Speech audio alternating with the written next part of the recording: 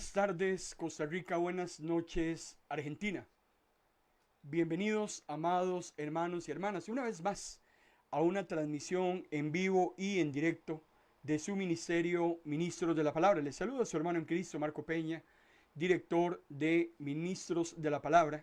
Agradecido, contento con el Señor por una nueva oportunidad que nos da de reencontrarnos a la luz de su santa palabra en un megatema que durante los martes y jueves de todas las semanas hemos venido desarrollando y lo hemos titulado Escatología, un análisis de Mateo capítulo 24.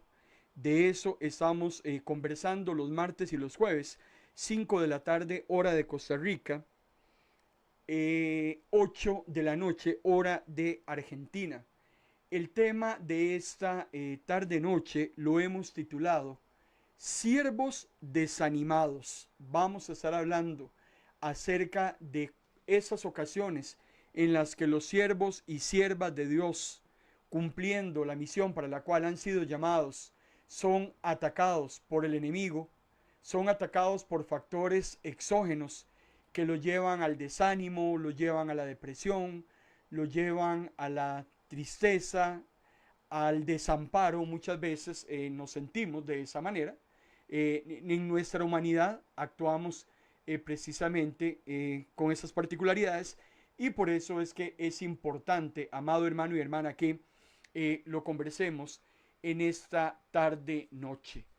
Dice Jesús en Mateo capítulo 24. Recuerde que Mateo capítulo 24 es el centro, es el punto neurálgico de todo lo que estamos desarrollando, porque estamos partiendo de hechos y eventos escatológicos que Jesús trae a sus discípulos, le anticipa a sus discípulos antes de su segunda venida, para que su pueblo esté preparado para el reencuentro con su Salvador. Y dice Mateo capítulo 24, versículo 37, 38 y 44. Cuando yo, el Hijo del Hombre, venga otra vez, la gente estará entregada a sus banquetes y fiestas de bodas, sin darse cuenta lo que está sucediendo hasta que sea demasiado tarde y sean arrastrados. Ustedes deben estar vigilantes para que mi regreso no los sorprenda. Este texto habla acerca de la segunda venida de Jesús, una segunda venida que va a separar para siempre al bueno y al malo, al cabrito de la oveja, al de la derecha con el de la izquierda, el mal y el bien separados para siempre jamás. Cuando Cristo venga, habrán dos grupos de personas durante el transcurso de su segunda venida. Unos estarán totalmente en otra cosa, no estarán pendientes, vigilantes, anticipados, sino que los va a tomar por sorpresa. Pero usted y todos los hijos de Dios tenemos que estar, amado hermano y hermana, prestos, listos, incorporados en la misión, santificándonos día a día, para que el retorno, la parucía de nuestro Señor no nos sorprenda. Mateo capítulo 24 es el texto, es el corazón del tema o el megatema que estamos desarrollando los martes y jueves, porque recuerde usted que en 51 versículos que componen el capítulo 24 de Mateo, Jesús nos da una serie de información que Él la dio hace 2000 años para sus hombres, para su círculo íntimo, pero 2000 años después esa información es tan perentoria, es tan necesaria para todos aquellos que estamos esperando la venida de nuestro Salvador. Y en los primeros 28 versículos de esos 51, Jesús le da a sus hombres 10 grandes señales que le van a anteceder conforme se acerque el tiempo final. Además, del versículo 29 al 44 hay un gran tema que Jesús desarrolla con sus discípulos y está relacionado con la segunda venida. Y del versículo 45 al versículo 51 hay un segundo gran tema de este capítulo hacia el final de los versículos, y que está relacionado con las recompensas que recibirán sus hijos y sus hijas, así como los castigos que serán recibidos a aquellos infieles, a aquellos incrédulos, a aquellos que constantemente estuvieron rechazando al Señor. Por eso, rápidamente, si usted nos está siguiendo a través de nuestra plataforma audiovisual de Facebook Live, porque les recuerdo que también estamos en la plataforma radiofónica de MP Radio.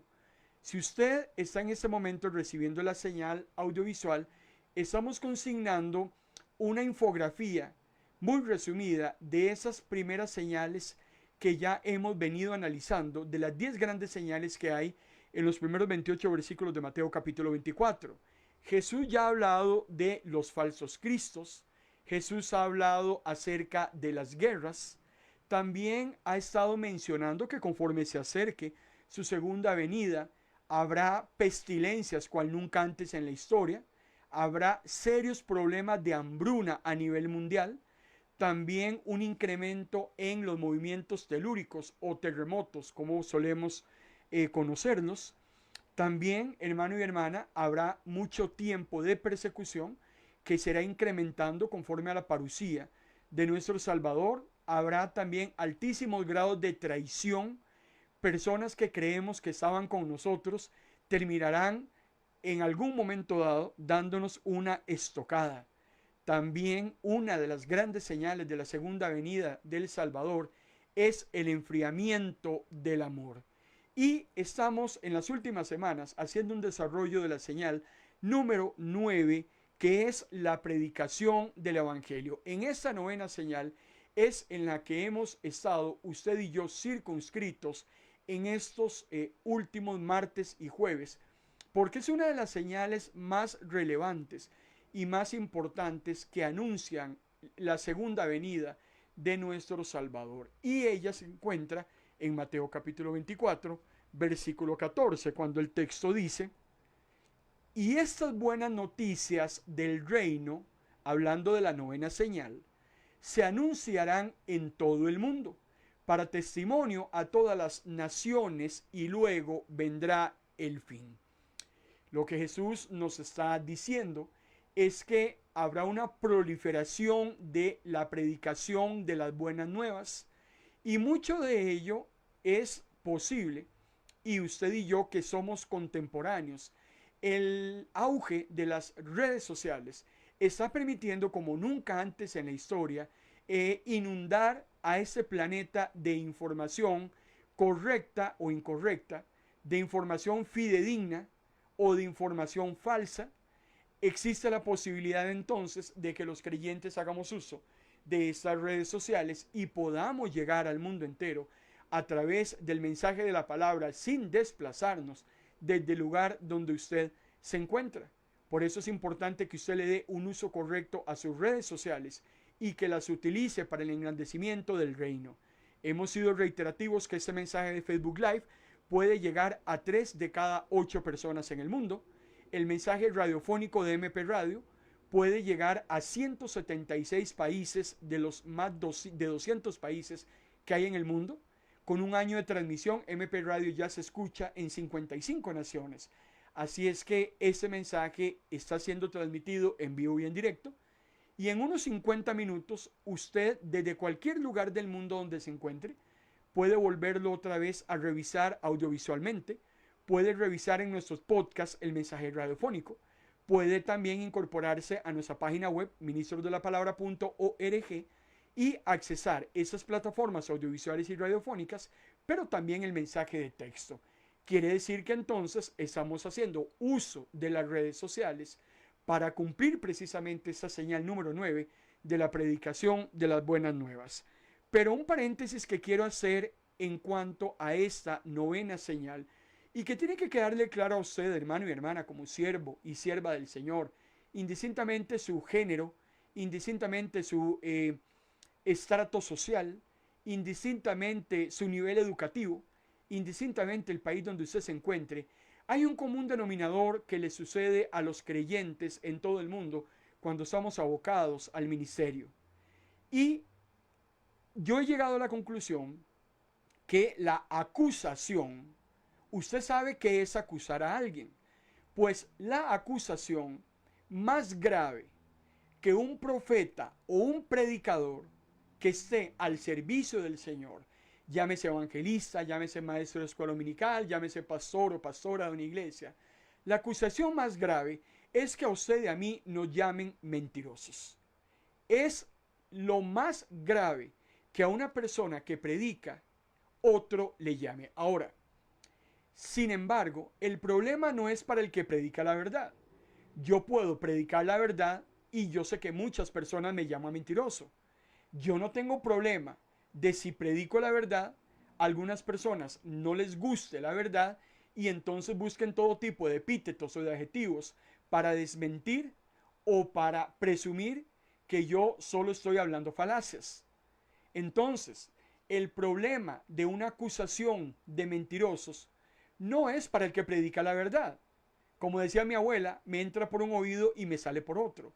El problema de una acusación de mentirosos, cuando predicamos, cuando evangelizamos, cuando enseñamos, hermano y hermana, es precisamente para el que sí predica mentiras, el que está en problemas, y no delante de los hombres, porque eso es intramuscular.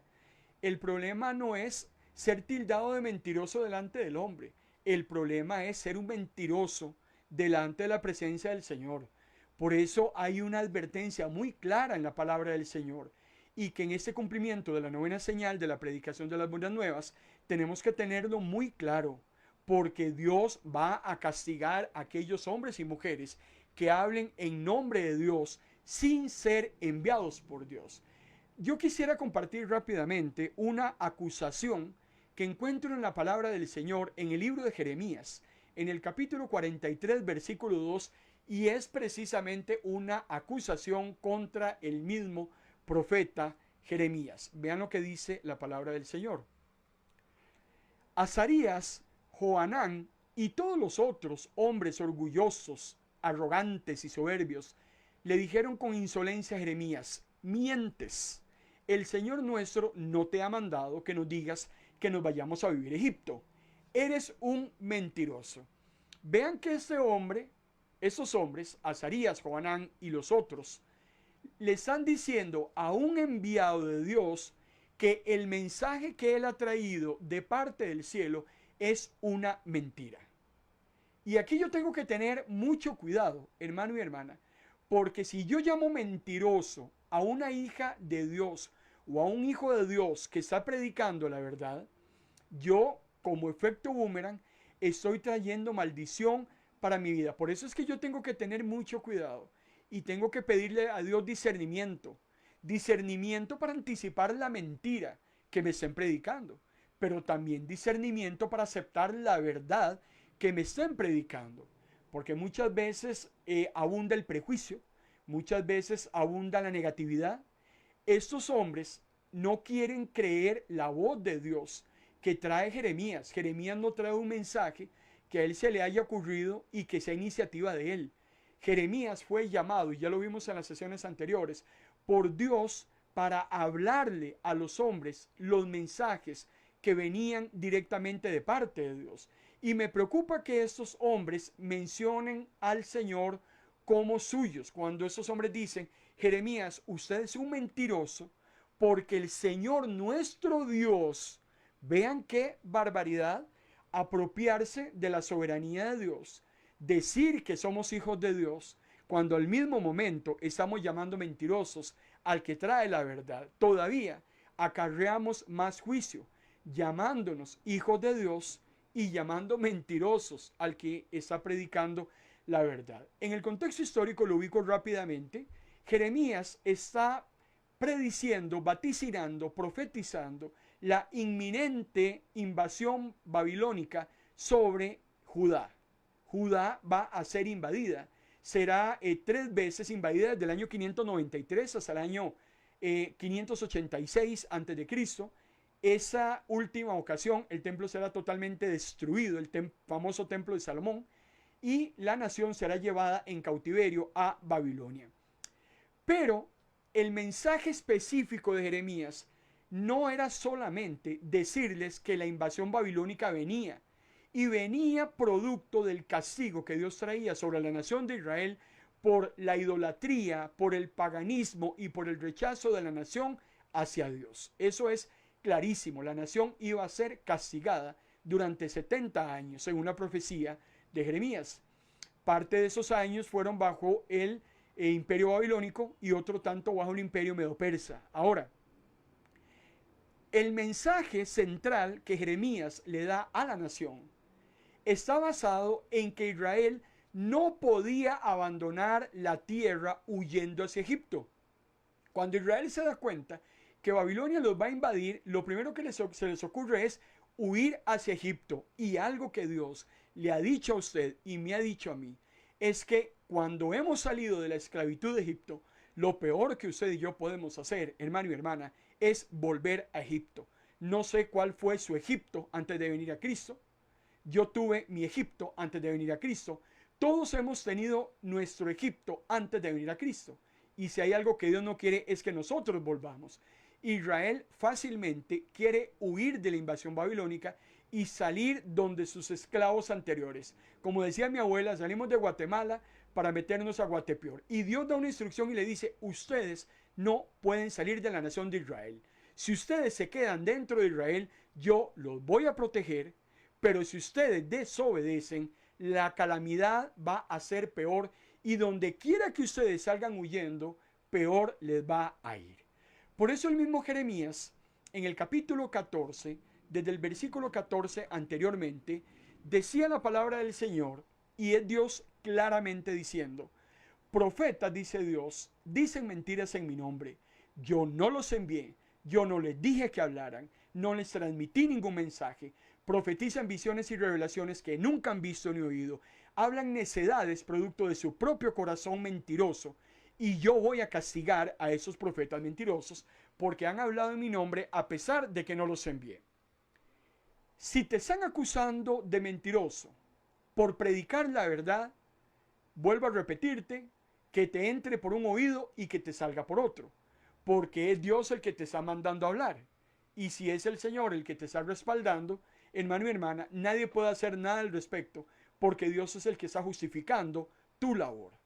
El problema es si esa acusación es verdadera y estamos entonces en serios problemas, como aparecen relatados desde el versículo 14 al 16 del capítulo 14 de Jeremías.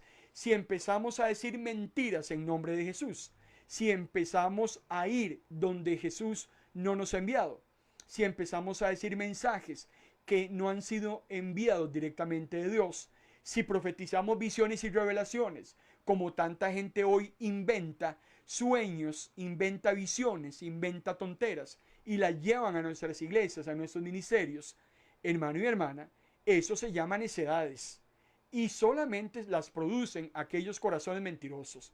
Y Dios es claro cuando dice que Él va a castigar severamente a esos que les están mintiendo a los demás, arrojándose que están hablando y que son enviados en nombre del Señor.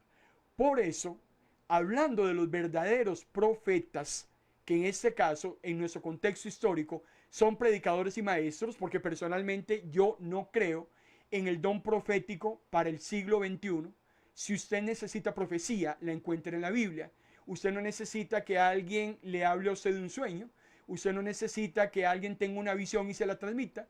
Usted no necesita que alguien venga y le diga que le está hablando de parte de Dios, porque lo que usted necesita saber de Dios está en la palabra. Ya usted y yo tenemos lo que los profetas no tenían. Usted y yo tenemos lo que los apóstoles tenían apenas en una parte, que era el Antiguo Testamento. Usted tiene toda la Biblia completa y por tanto, usted tiene la voz de Dios y lo que necesita saber. Aquel hombre y mujer que predica, que evangeliza y que enseña la palabra de Dios y que ha sido enviado por Dios, definitivamente no puede callar. Y ese es un principio que hemos sido totalmente claros, hemos sido incisivos, hemos sido vehementes en la claridad de que si usted es un evangelista, usted no puede dejar de evangelizar. Si usted es una predicadora, no puede dejar de predicar. Si usted es un maestro, no puede dejar de enseñar. Usted tiene que hablar y usted tiene la claridad de que usted no habla sus palabras, usted transmite las palabras de Dios. Yo en esta tarde, noche, le estoy predicando la palabra de Dios, estoy leyendo la palabra de Dios. No le estoy hablando de ningún libro de invención humana, no le estoy hablando de ningún criterio personal o prejuicio humano. Yo le estoy predicando la palabra del Señor. Los ministros y ministras de nuestro ministerio, ministros de la palabra, predican la palabra del Señor. Si no, en ministros de la palabra no predican.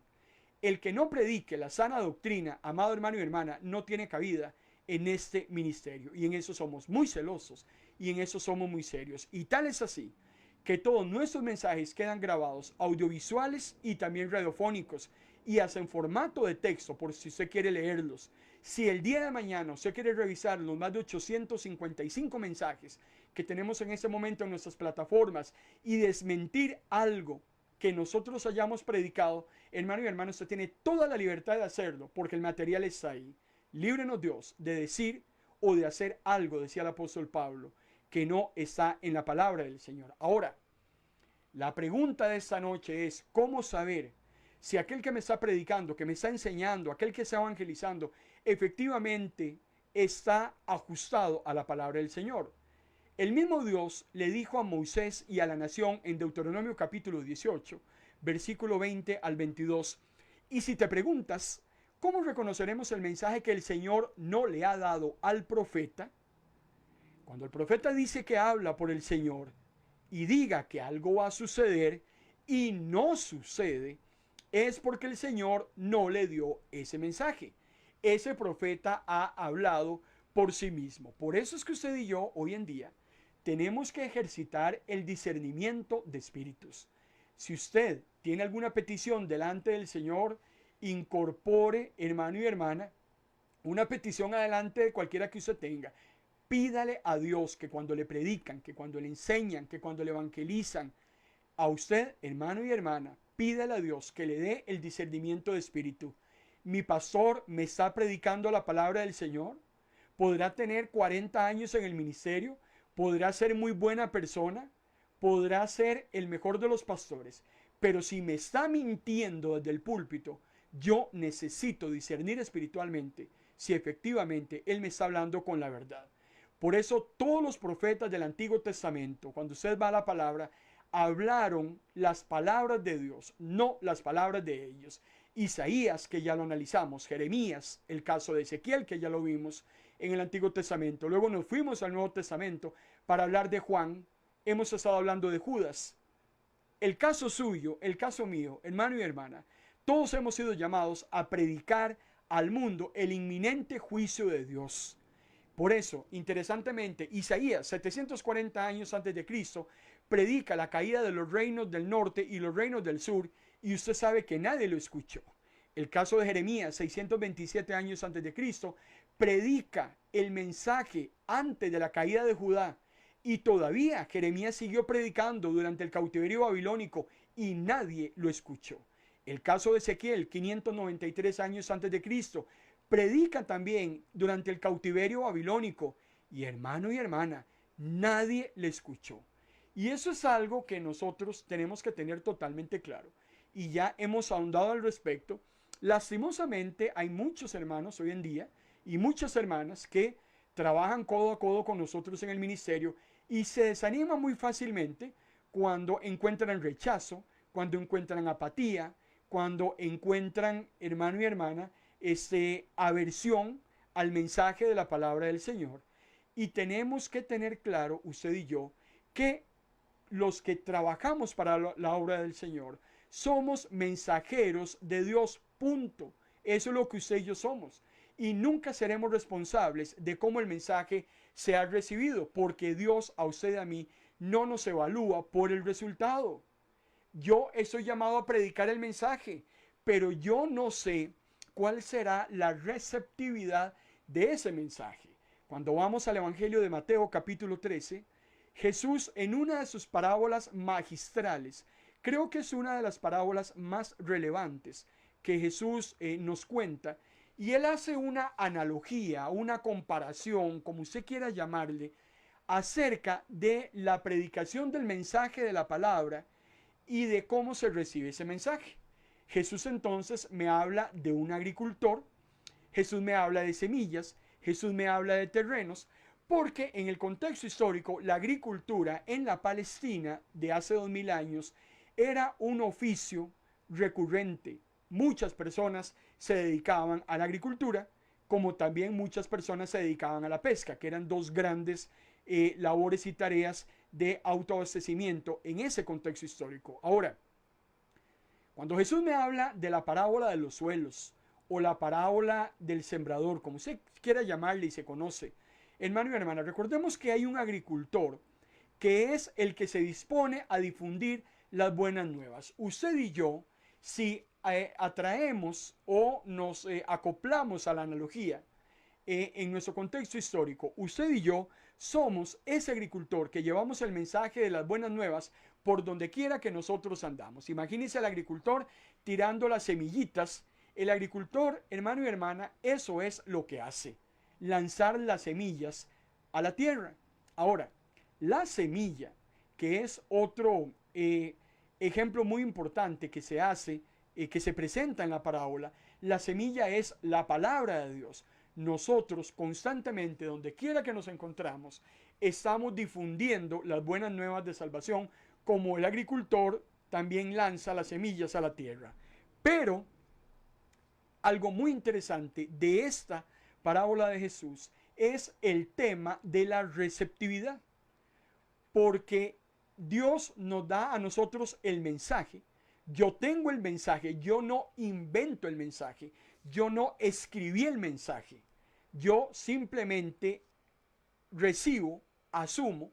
Decía la semana anterior que el mensaje es aquel librito que nos tenemos que comer, que nos sabe dulce en el paladar, pero amargo en el estómago, porque trae, hermano y hermana, bendiciones y maldiciones. El Evangelio trae dos caras de la moneda. Eso yo lo recibo de parte de Dios. Yo soy el agricultor. Pero el problema está en los terrenos. Porque el mensaje puede ser muy bueno. El mensajero puede ser excelente. Pero el problema muchas veces se da en los terrenos. Y los terrenos donde el agricultor lanza las semillas representan precisamente la receptividad del ser humano. Usted no tiene ni la menor idea de cómo va a ser recibido ese mensaje.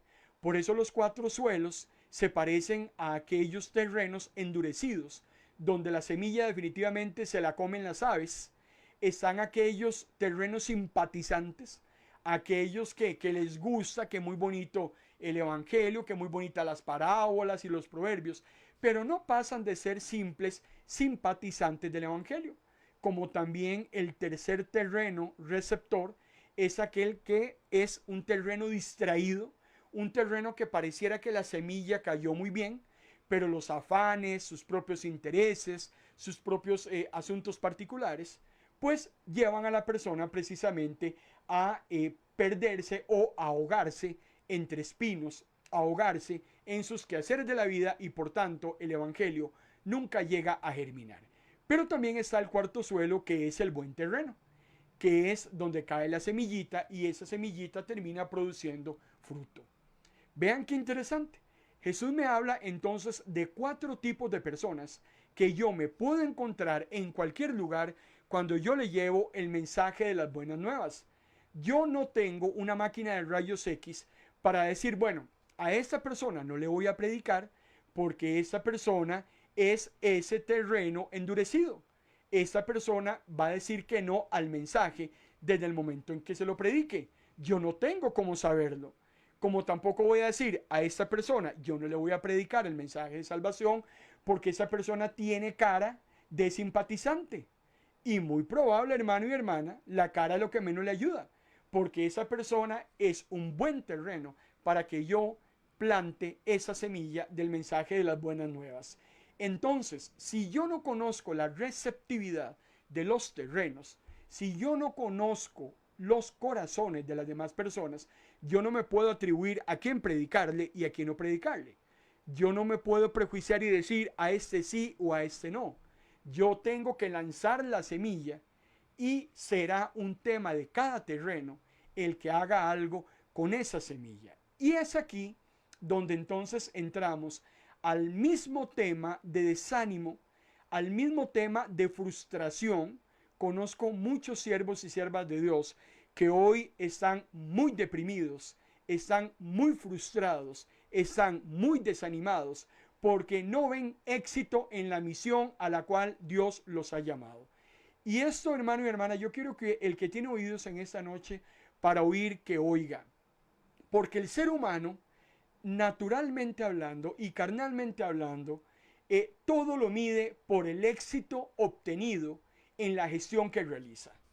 Vean qué increíble. Si el delantero de fútbol mete muchos goles, entonces es un buen delantero. Un delantero que no mete goles es un mal delantero. Un médico que fracasa en los diferentes procedimientos que tiene que realizar sobre sus pacientes, el mundo dice es un mal médico. Nosotros en el servicio al Señor, muchas veces la gente allá afuera nos mide precisamente dependiendo del grado de éxito que tengamos en la misión que llevamos a cabo para el Señor.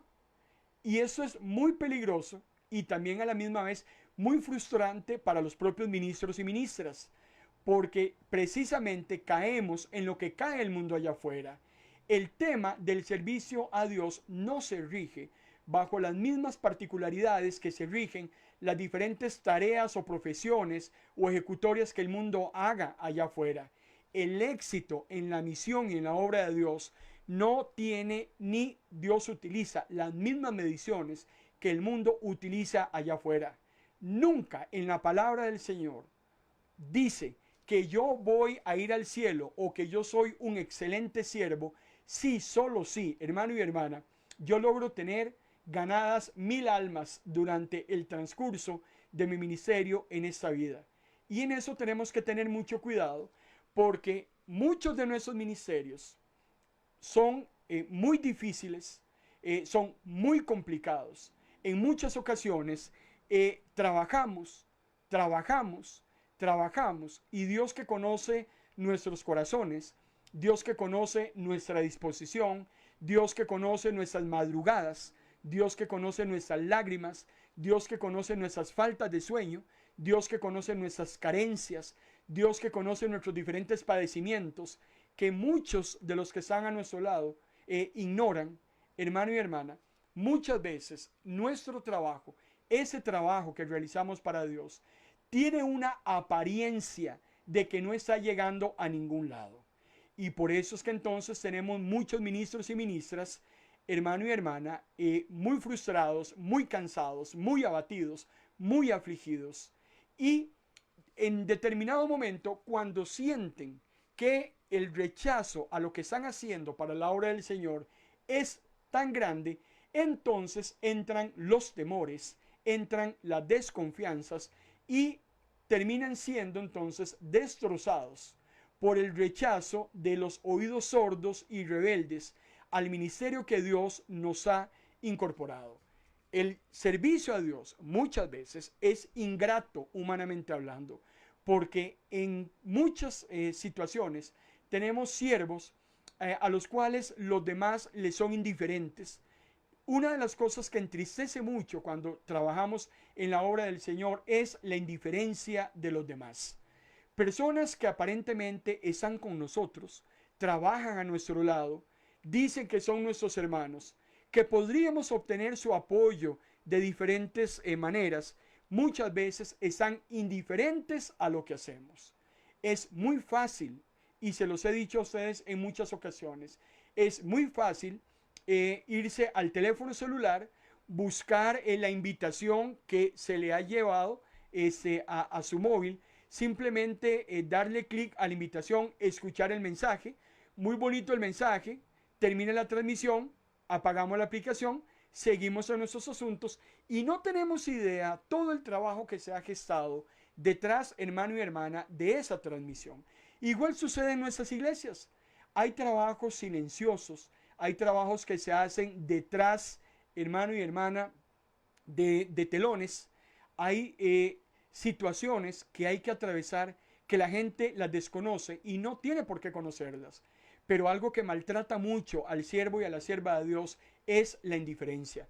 Y yo quiero invitarlo a usted en esta noche para que no sea indiferente con su pastora, para que no sea indiferente con su pastor, para que usted más bien los ayude, para que usted más bien les anime, para que usted esté, hermano y hermana, orando por ellos, anticipando las necesidades que ellos tengan, porque dice la palabra del Señor que ellos han sido llamados para cuidar la obra de Dios. Y eso, el tema de la indiferencia golpea muchísimo, porque eso lo que provoca en los siervos y las siervas de Dios es que en innumerables ocasiones nos sintamos muy solos, nos sentimos abandonados, hemos trabajado muy duro, hemos utilizado fines de semana, hemos utilizado horas de sueño y pareciera que todas fueron a dar a un saco roto.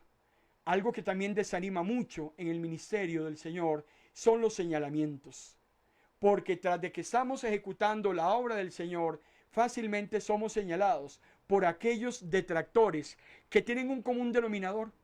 La gente que siempre señala, la gente que siempre habla, la gente que siempre tiene una crítica destructiva, un comentario malsano, es la gente que no se involucra en nada. Porque mente ocupada, hermano y hermana, no tiene tiempo para señalar. Una mente que está ocupada más bien entiende lo complicado, lo difícil que es la obra del Señor. Pero como no están haciendo nada, como simplemente están ahí nada más cruzados de brazos, entonces tienen suficiente tiempo para estar señalando a los que verdaderamente están en el trabajo.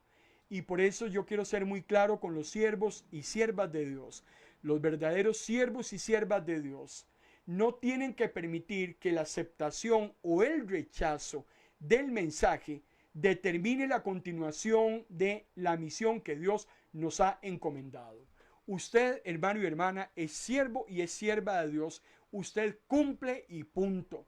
Si le gustó a la hermanita tal, bueno.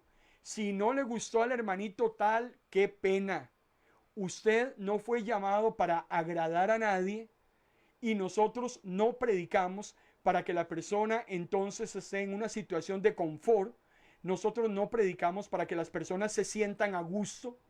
Hay personas que salen de nuestras iglesias después del mensaje de la palabra y llegan a sus casas y dicen, hoy no me sentí a gusto con el mensaje de la pastora. Y la pregunta es, ¿por qué no te sentiste a gusto? ¿Fue culpa del mensajero? ¿Fue culpa del mensaje? ¿O es algo que hay dentro de ti que te está acusando y es el Espíritu Santo? Por eso, usted y yo tenemos que tener claro que nosotros tenemos que seguir adelante, así sea por encima de las indiferencias, así sea por encima de los abandonos, así sea por encima de los señalamientos, así sea porque la gente acepte o no acepte nuestro mensaje. El rey Salomón, en el libro de Eclesiastés, en el capítulo 10, versículo 4, el rey Salomón dice, si el espíritu del príncipe se exaltare sobre ti, no dejes tu lugar.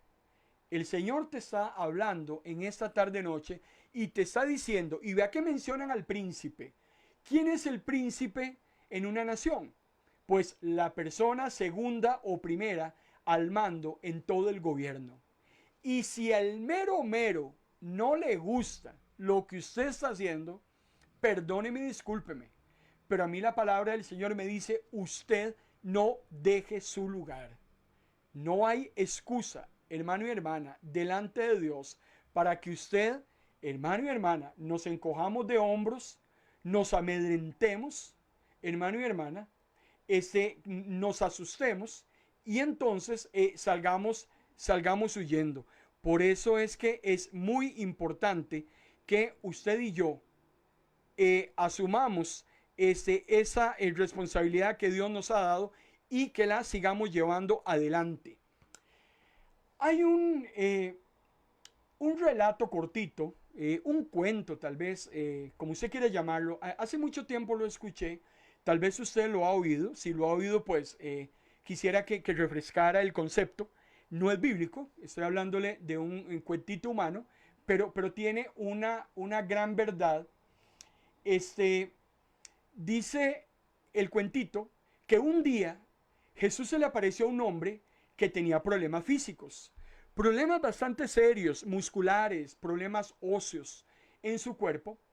Y Jesús, viéndolo en esa condición, le da una instrucción al hombre y le dice, necesito que vayas a aquella gran roca que está en la montaña y quiero que la empujes día y noche durante un año. El hombre, indistintamente la situación que se encontraba de salud, obedece, se va a la enorme roca que Jesús le muestra y empezó a empujarla con todas las fuerzas día tras día, pero no conseguía que esa roca se moviera ni un milímetro. A las semanas de estar en la gestión que Dios le ha encomendado, como siempre, se le aparece Satanás y empieza a ponerle pensamientos en su mente. Cualquier parecido con usted y conmigo, cuando el Señor nos ha encomendado una tarea, hermano y hermana, es mera coincidencia. Satanás empieza a hablarle al hombre al oído y le dice: ¿por qué usted sigue obedeciendo a Jesús? Yo no seguiría a alguien que me hace trabajar tanto sin ningún sentido. Usted lleva semanas empujando la roca y esa roca no se mueve ni un milímetro. Yo le recomiendo, le dice Satanás, que usted se aleje, porque es estúpido que usted siga empujando una roca que nunca va a poder moverla. El hombre, hermano y hermana, después de escuchar a Satanás, aunque no entendía muy bien por qué estaba haciendo lo que estaba haciendo, aún así se mantuvo en pie en la decisión de seguir empujando la roca día y noche durante ese año que Dios le dijo que lo hiciera. Y efectivamente lo hizo. Algo muy interesante es que conforme el hombre va empujando la roca, él sentía que sus dolencias físicas, aunque la roca no se moviera, él sentía que físicamente su cuerpo se iba fortaleciendo.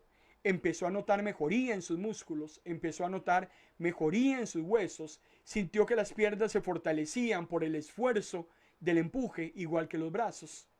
Y cuando llegó el tiempo señalado del año de hacer este ejercicio que Dios le había enviado a que hiciera, el hombre le hace una oración a Jesús y le dice: yo cumplí lo que usted me pidió, pero yo creo que yo he fracasado, porque no logré mover la roca ni un centímetro. Y se puso a llorar amargamente porque sintió que había fracasado. La anécdota dice que Jesús se le aparece y le dice: ¿por qué estás llorando? Yo te pedí que moviera la roca, ¿sí o no? Eso fue lo que yo te pedí. Yo nunca te pedí que la movieras. Yo te pedí que la empujaras. En cambio, le dice Jesús: mírese usted a sí mismo. Vea que su problema físico desapareció. Entonces, no fracasaste. Yo, dice Jesús, conseguí mi meta y usted fue parte de su plan. El hombre, hermano y hermana, no tenía ni la menor idea que lo que Jesús le había enviado a hacer había sido para su propio beneficio, porque él estaba enfermo de músculos y de huesos. Y en el momento en que él empezó a empujar la piedra, nunca Jesús le dijo que la piedra se iba a mover. Jesús le dijo: empuje la piedra. Y conforme el hombre se disponía a empujar la piedra, todos sus problemas físicos, emocionales, espirituales, todo eso, hermano y hermana, iba eliminándose, y él, al contrario, se iba vigorizando, se iba fortaleciendo. Eso es exactamente lo que Jesús le está pidiendo a usted en esta noche y me está pidiendo a mí. Jesús nos pide que hasta el último día de nuestras vidas, usted y yo empujemos la roca. Y aunque la roca no se mueva, hermano y hermana, el Señor no le está diciendo a usted: mueva la roca. El que la mueve es Él. Usted simplemente fue llamado a empujar. Y si usted tiene algún problema físico, algún problema emocional, algún problema espiritual, haga el ejercicio, porque conforme usted y yo cumplimos la tarea del Señor, amado hermano y hermana, conforme vamos haciendo lo que el Señor nos ha llamado, vamos a ir fortaleciendo nuestro espíritu, vamos a ir fortaleciendo nuestro ser. Estamos haciendo la obra de Dios.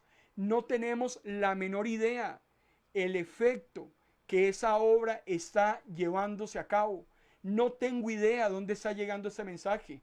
No tengo idea el efecto positivo o negativo que ese mensaje pueda llevar. Hay suelos que en este momento tal vez son buenos terrenos y que están recibiendo ese mensaje para la honra y gloria del Señor y para fortalecimiento de sus vidas. A como puede ser que ese mensaje también esté llegando a suelos duros, a suelos simpatizantes o a suelos distraídos. Eso no lo sé, pero eso es algo que a mí no me roba el sueño. Eso es algo, hermano y hermana, que a mí no me califica. Eso es algo que el Señor a mí no me va a evaluar. Yo predico la palabra del Señor. Usted lleva el mensaje adelante. Con lo que usted se tope no tiene idea. Pero yo sí sé que conforme vayamos haciendo la tarea del Señor, pues en primer lugar vamos agradando más a aquel que nos llamó. Y el Señor va encargándose de todas esas áreas de nuestra vida en las cuales nosotros no tenemos control. Lo que usted tiene que hacer es las cosas de Dios, para que Dios se encargue entonces de sus cosas. Pero usted no puede, hermano y hermana, permitirle al enemigo que lo denigre, permitirle al enemigo que lo desanime, permitirle al enemigo dejar botada la batalla. En muchas ocasiones yo me identifico con usted porque hay muchos momentos de nuestra vida cuando estamos dando gritos de auxilio delante del Señor y pareciera que nadie nos escucha y que aquellas personas que yo necesito en ese momento tanto definitivamente me han dejado solo. Por eso cuando yo voy al Evangelio de Juan capítulo 17, Jesús se lleva a sus hombres al monte de los olivos y Jesús les dice: oren y velen para que no entren en tentación. Jesús se aparta, se pone a orar. Cuando regresa los encuentra dormidos. Ese era el momento donde Jesús más necesitaba a sus hombres. Y Jesús termina diciendo que la escritura se cumplía cuando decía que a él lo iban a dejar totalmente solo. Así es que, amado hermano y hermana, yo lo que menos quiero en esta tarde noche es engañarle. Yo no puedo decirle que cuando usted le sirve al Señor, todo lo van a querer como una monedita de oro. Olvídese. Si yo le estoy diciendo a usted en esta noche que tiene que servir a Dios, nunca le voy a decir que todas las personas lo van a apoyar, porque eso no es verdad. Tampoco le voy a decir que el mundo entero va a aceptar su mensaje. Encontraremos ingratitudes, encontraremos señalamientos, encontraremos rechazos, pero hermano y hermana, eso es parte del proceso de los siervos y siervas de Dios. El apóstol Pablo decía: si yo quiero participar de la gloria de Cristo, yo tengo que participar de los sufrimientos de Cristo. Y muchos de los sufrimientos de Cristo fue el rechazo. Muchos de los sufrimientos de Cristo fueron los golpes, fueron los maltratos, fueron las blasfemias. Cuando usted analiza cómo fue tratado Jesús, definitivamente la gente tenía para el Salvador una falta total de respeto, que hasta en un momento dado lo llegaron a llamar hijo ilegítimo. O sea, lo llegaron a llamar hasta de bastardo, de que era hijo, hermano y hermana, de una mujer cuyo nombre de papá se desconocía, porque José nunca había tocado a María. ¿Y quién había dejado a María? Jesús, hermano y hermana, llegó a recibir cada epíteto, llegó a recibir cada adjetivo que definitivamente yo no sé si usted y yo estaríamos dispuestos a aceptarlos en este trabajo que hacemos para el Señor. Muchas veces nos sentimos inútiles, muchas veces sentimos que lo hemos intentado todo, muchas veces sentimos que lo que estamos haciendo no da resultado. Pero precisamente cuando parece que no está sucediendo nada, hermano y hermana, está sucediendo de todo. Cuando parece que nada camina, cuando parece que la iglesia no crece, cuando aquellos que estaban con nosotros nos abandonaron, cuando en ese momento somos 4, 5, 6, 8, 10 personas nada más, y yo quisiera que fueran 10,000, 15,000, 20,000 o 30,000. Hermano y hermana, el tema de los números y las cantidades, eso es un tema humano y carnal. El Señor no nos mide por numerología, el Señor nos mide por calidad. Y cuando yo más débil me siento, es cuando el Señor en ese momento está mostrando su fortaleza en mi debilidad. Y por eso el apóstol Pablo en la segunda carta a los Corintios, capítulo 2, versículo 9 decía: 3 veces Dios me ha respondido: mi amor es todo lo que necesitas, porque cuando eres débil, mi poder se hace más fuerte en ti. Entonces el apóstol Pablo llega a concluir y decir: entonces yo me voy a gloriar en mis debilidades para que el poder de Dios se fortalezca en mí.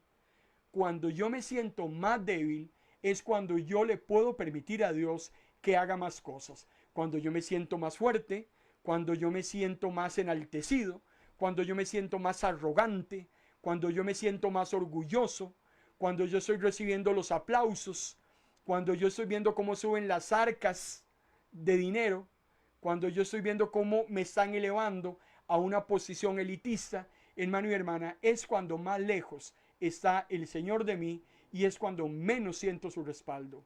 Y si hay algo que Dios hace con usted y conmigo, es demostrarnos que el que merece la honra y la gloria y todo el reconocimiento en lo que hacemos, tiene que ser Él. Ayer lo hablábamos con Gedeón y los madianitas. A Dios no le servía que 135,000 madianitas pelearan con 32,000 hebreos. Dios ve demasiados hebreos y estamos hablando de 4 enemigos a 1. Dios quería trabajar solo con 300 hebreos. Estamos hablando de 400 madianitas a un hebreo.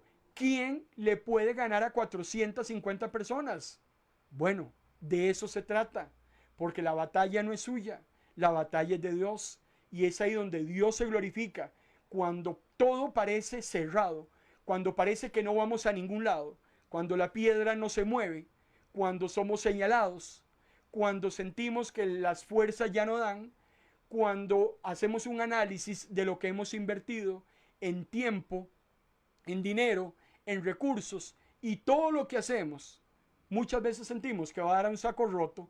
Es ahí, hermano y hermana, donde Dios se glorifica, porque tarde o temprano Él es el que le va a dar a cada uno el reconocimiento. Por eso, lo que usted y yo hacemos en secreto, lo que usted y yo, hermano y hermana, no le decimos a la gente hablando de nuestro servicio a Dios, lo que usted y yo, hermano y hermana, hacemos para el Señor, tarde o temprano el Señor lo va a recompensar en público. Y si hay alguien que paga bien, usted mismo lo sabe, ese es Dios. Por eso no existe ningún desánimo, ninguna aflicción, ninguna prueba, ninguna excusa que sea válida para usted como siervo y sierva de Dios para que abandone el ministerio para el cual Dios le ha llamado. Y se lo voy a decir de una vez. Si Dios lo ha llamado, usted no tiene ninguna excusa delante de Dios para dejar botado su ministerio. Y yo he sido incansable con muchos de nuestros hermanos y ministros de nuestro ministerio. Cuando les escucho es que ya no doy más, es que esto era muy difícil, es que la gente no pone atención, es que yo oro y nadie escucha la oración. Hermano y hermana, yo lo único que tengo para decirles, y es la misma canción de siempre, usted puede decidir hacer con su ministerio lo que usted considere. Mi anhelo es que usted continúe. Si usted quiere dejar botado lo que Dios ha puesto en sus manos, es su problema, no es mi problema. Dios no va a dejar de ser Dios. Usted, con quien tiene problemas, es con el que lo llamó. Ni siquiera tiene problemas conmigo. Nosotros, hermano y hermana, lo peor que podemos hacer es, después de habernos apropiado del llamado de Dios, lo peor que podemos hacer es dejar botado, hermano y hermana, ese llamado.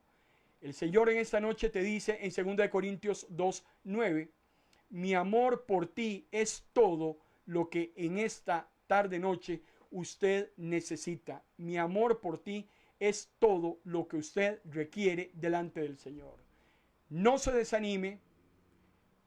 Sucede, hermano y hermana, momentos de frustración y de depresión, pero usted sabe quién lo ha llamado, quién le va a dar la fuerza, quién lo va a llevar a usted a buen puerto. Usted ha sido llamado, hermano y hermana, para cumplir la novena señal, que es la predicación del mensaje de las buenas nuevas. El Señor sabrá recompensarle. Hebreos capítulo 6, versículo 10. Dios no es injusto cuando mira el amor que usted le tiene a la obra de Él, cuando usted se preocupa por lo que Él le preocupa. Y tarde o temprano, Hebreos 6:10, el Señor le sabrá recompensar como solo Él sabe hacerlo. Padre, gracias por tu palabra.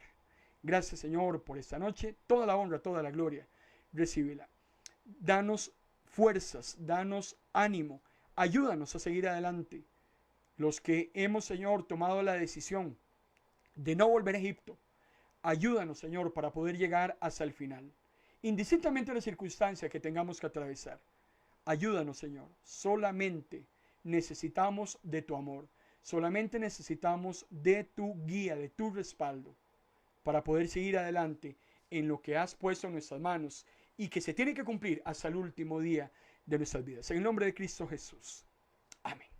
Gloria a Dios.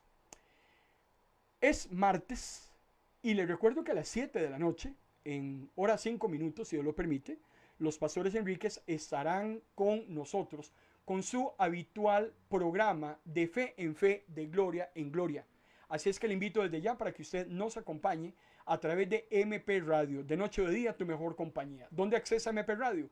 Entre a cualquier buscador del internet, digite www.ministrosdelapalabra.org. Usted entra a nuestra página web e inmediatamente está escuchando MP Radio. 7 de la noche, 10 de la noche hora de Argentina, los pastores Enríquez tienen su programa habitual. Les recuerdo que el próximo jueves, si Dios lo permite, estaremos dándole continuidad a este tema, hablando de la última oportunidad que tendrá el ser humano de escuchar la voz de Dios. Cuando termine esta última oportunidad, puede ser la última oportunidad de tu hijo, puede ser la última oportunidad de tu esposa, puede ser la última oportunidad de tu compañero de trabajo. Si en esa última oportunidad la persona persiste en rechazar la voz de Dios, hermano y hermana, se acabó la gracia y daremos entonces entrada y cabida al día terrible de la ira de Dios. De eso quiero conversar con usted. La última oportunidad que este mundo tendrá para recibir el mensaje de salvación en cumplimiento de la novena señal. Por mi parte, agradecido con cada uno de ustedes por su preferencia. Espero que nos reencontremos, si Dios lo permite, el próximo jueves. Que Dios los bendiga.